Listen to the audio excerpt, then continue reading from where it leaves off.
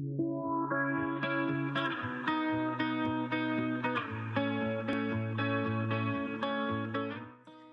Learner, kini tiba saatnya kita memasuki materi bagaimana sistem informasi dapat membantu perusahaan dalam meningkatkan keuntungan bersaingnya. Sebelum mengetahui sistem informasi apa yang dibangun, kita perlu memahami strategi sistem informasi yang akan kita buat. Untuk mengetahui strategi sistem informasi yang ada, ya, kita perlu terlebih dahulu mengetahui strategi bisnis perusahaan. Untuk mengetahui strategi bisnis perusahaan, kita perlu memahami dulu visi misi perusahaan. Nah, perencanaan strategi sistem informasi merupakan tujuan jangka panjang yang terdiri dari infrastruktur, sistem informasi, dan mengidentifikasi inisiatif sistem informasi yang dibutuhkan untuk meraih tujuan organisasi. Nah, setelah itu, perencanaan operasional sistem informasi dikembangkan. Nah, perencanaan operasional sistem informasi sendiri terdiri dari elemen visi misi, lingkungan, sistem informasi, tujuan dan fungsi sistem informasi, portofolio aplikasi, dan alokasi sumber data, serta manajemen proyek. Dari proses ini kita akan menghasilkan sistem informasi yang tepat bagi kebutuhan perusahaan. Akibatnya kita bisa meningkatkan kesuksesan dan mengurangi resiko kegagalan dalam pengembangan sistem informasi. Smart Learner, untuk membuat solusi sistem informasi yang dapat meningkatkan kinerja perusahaan, kita membutuhkan software yang tepat, data yang tepat, yang diolah, dan kombinasi dengan hardware yang memadai. Software tersebut biasanya lebih dari satu dan saling terintegrasi sesuai dengan kebutuhannya. Misalnya software marketing, inventaris, penjualan, dan lainnya. Tapi bisa juga satu software dapat membantu beberapa proses bisnis. Jadi relasinya lebih bervariasi. Untuk membuat sistem informasi yang baik, diperlukan proses daur hidup pengembangan sistem. Daur hidup ini dimulai dari perencanaan sampai implementasi dan maintenance.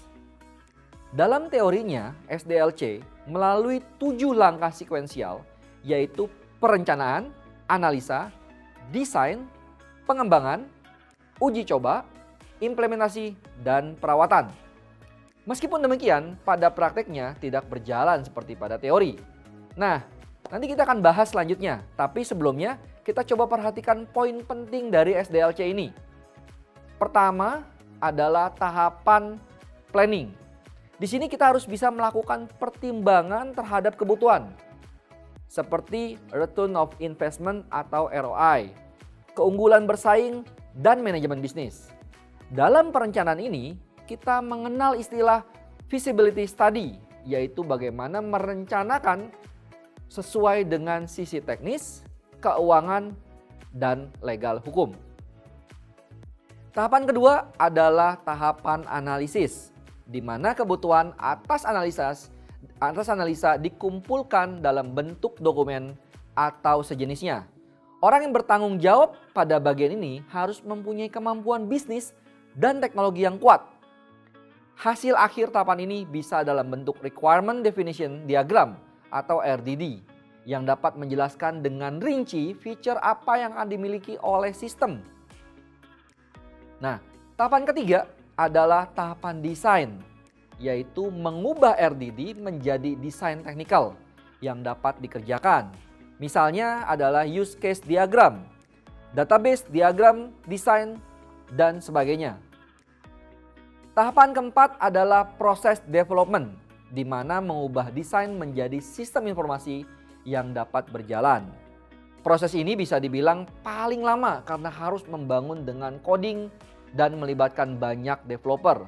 Saat ini banyak developer menggunakan version control software seperti GitHub agar dapat memudahkan developer untuk berkolaborasi bersama dalam membangun aplikasi.